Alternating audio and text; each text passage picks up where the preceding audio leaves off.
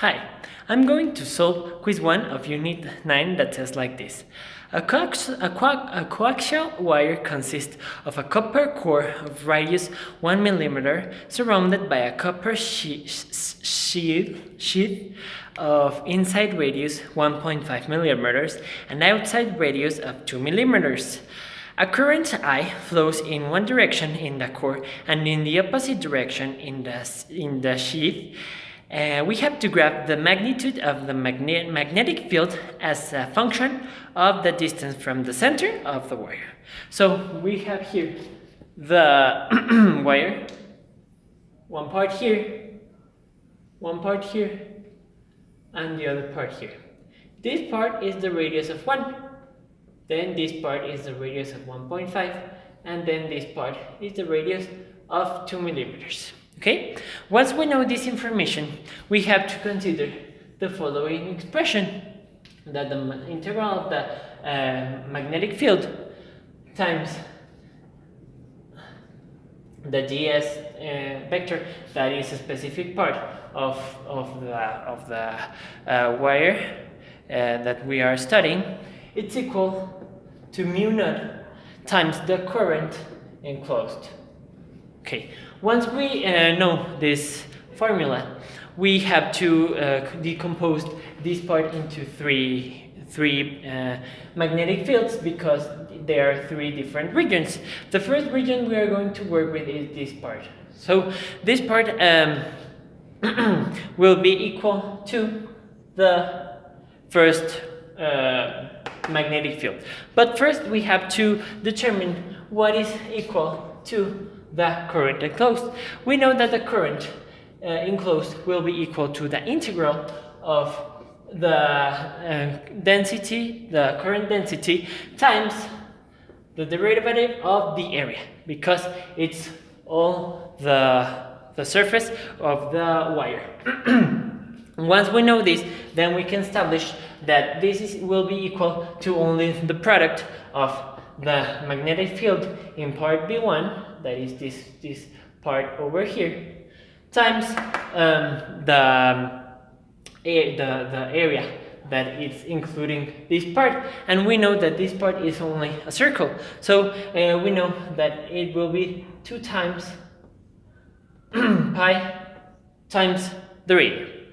Once we know this, we will know that this will be equal to mu naught times what we said, it will be times the integral of our y, but it will be our y1 times the derivative of our area.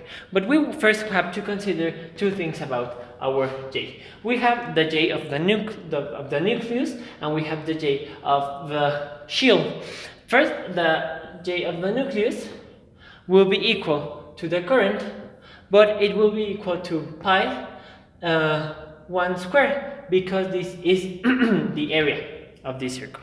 But then we will have another current density of the shield, and the shield will be equal to minus the current, because the current will be the opposite side, because it's the comparison between both electric fields, they have to be opposite, and this it will be divided by pi times the difference between the squares of the distance between this part and this part. So first we will have 2 squared minus 1.5 squared. Okay, so once we know this, we are using here our j1, because we are only considering the nucleus. So once we have this, we only have to substitute that mu naught times the integral of this part will be equal to I times pi times 1 squared, as I said it here, and this times our derivative of the area, and the derivative of the area is pi times the radius squared, because it's the area of the circle itself. So for obtaining this, we only have to get this part to go in here, and we will obtain that our first magnetic field will be equal to mu naught times our current times our radius over 2 times pi 1 square, but here we can cancel the square because 1 square is equal to 1. And here we can cancel the 1, so this will be the result for B1. For B2, it will be a little bit different for the magnetic field on B2 because we are considering that we will have B2, the nucleus, and apart from this other part that is outside the nucleus. So for B2, we are considering that B2 times 2 times pi r, that was the same formula we used here, will be equal to mu naught times the current. And here the current, it won't be necessary to use the density because it's not only considering this part, it's surrounding completely all the nucleus itself. So we will leave it like this, and so then we want to make this part pass by here, and we will obtain that B2 is equal to B naught times the current over 2 pi over the times r. And this is our second magnetic field.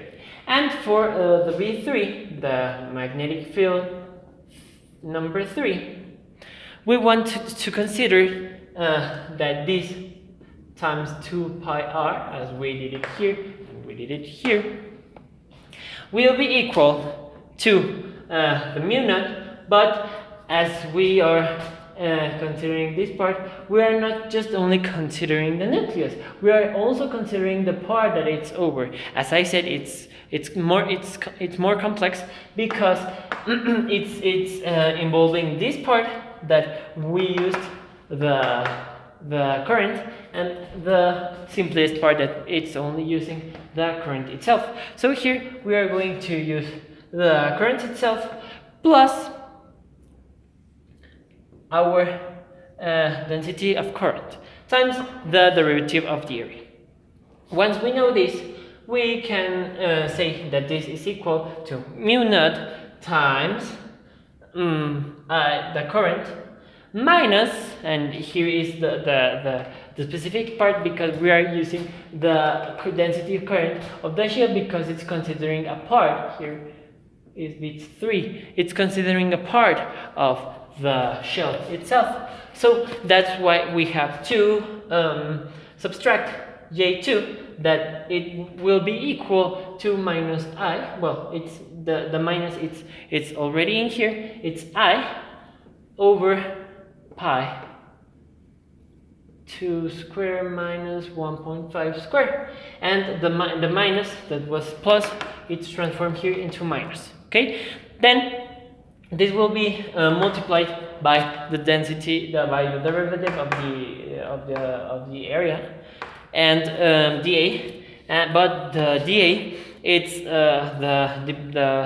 the subtraction of first our general radius minus our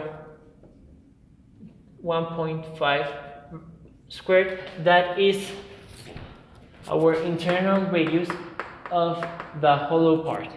Okay, so this will be equal to, this part will be equal to dA. Okay, and once we have this, we only have to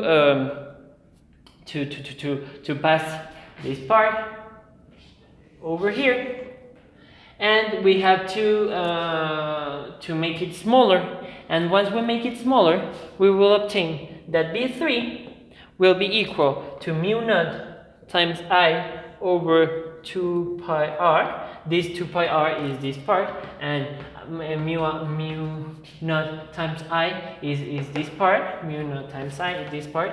But here we have to play around with these other parts in order to obtain that this will be times 1 minus r squared minus 1.5 squared over 2 squared minus 1.5 squared.